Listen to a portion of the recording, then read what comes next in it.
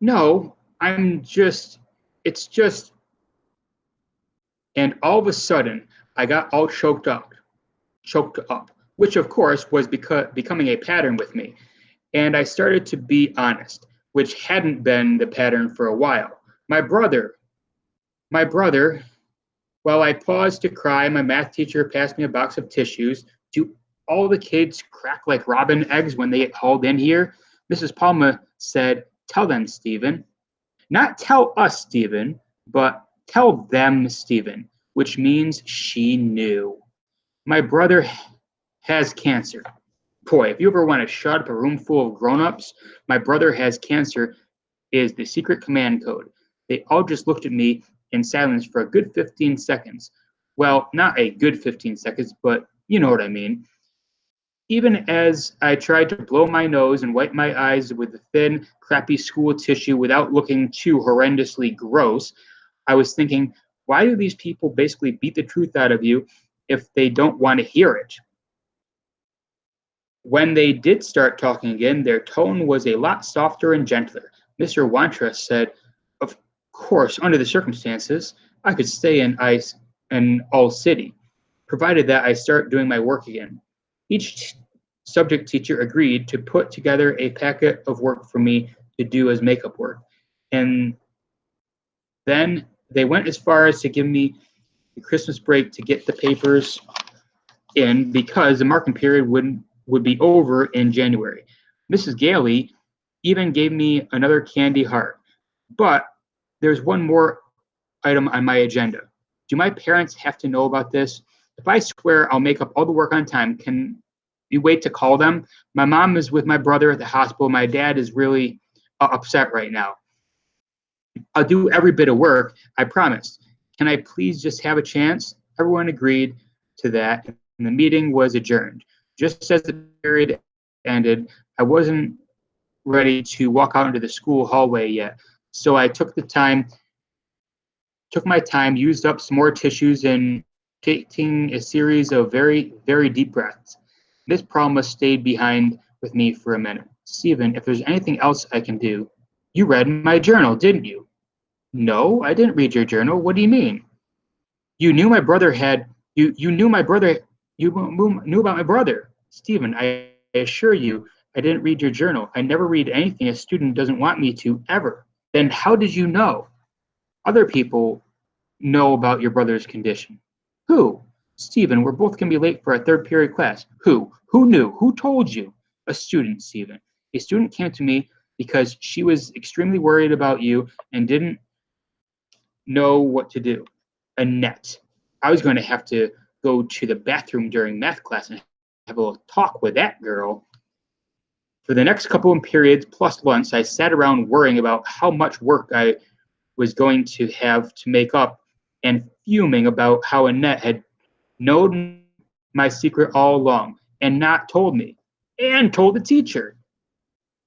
Then it was math time. I got permission to leave the room with no trouble, even though I had skipped out after going to the bathroom the week before. No teacher was about to deny me anything on this particular day. So just so I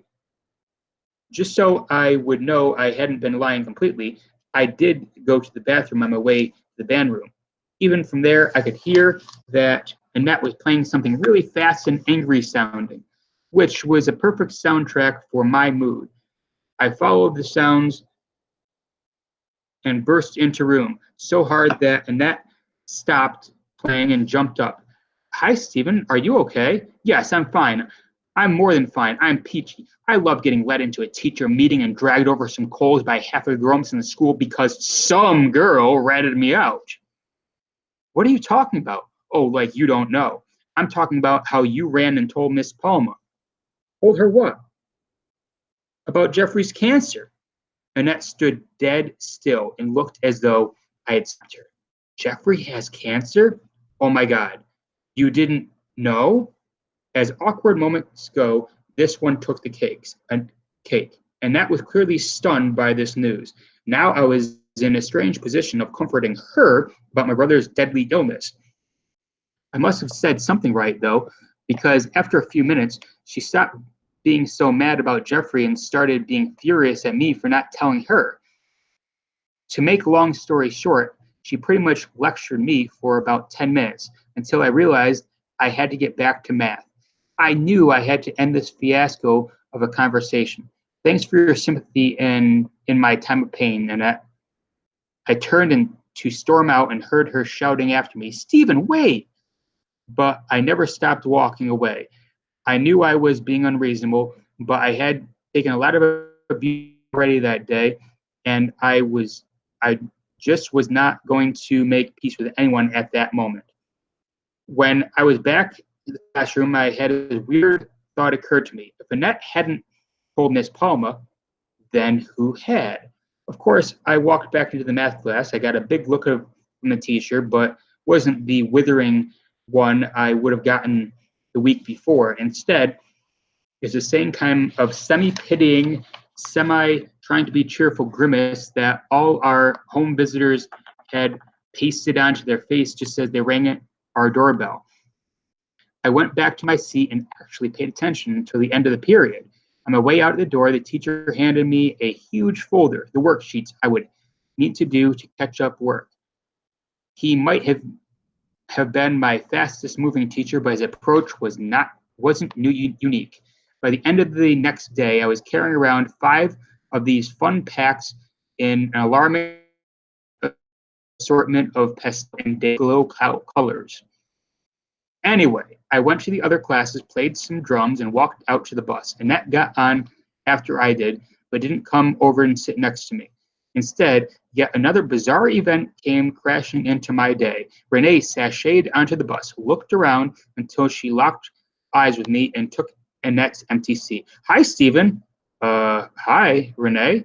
Can I, help you with something? You might notice what a smooth talker I was. I'd lived around the corner from this girl since we were like embryos, but that was the best response I could come up with. Amazing. Well, my mom ran into your mom at ShopRite last week, and yeah, I'm sorry about your brother. My brother? You know, about his being sick and all. This must be really hard for you. No, I'm okay, really. It's no big deal. Your mom says Jeffrey's being really brave about this. Yeah, well, we're fine. You know what, Stephen? You're brave too. I am? I am. I don't feel brave. I don't feel like I feel like a galloping idiot, stumbling from crisis to crisis, barely able to speak to any normal person, much less Renee Albert. You are. I knew something was wrong. You even what? I hope you're not mad. Then she did this little lip biting thing that she always does, which always makes me think about kissing her for some reason. I looked away for a minute because being so attracted to Renee made it hard to concentrate on what she was saying. Annette, sitting a few seats up and to the left, was glaring at me. I didn't have time to ponder that too deeply, though, because Renee spoke again. I even I told Miss Palma about Jeffrey. Holy cow. Renee Albert knew I was alive, but I wish I were dead.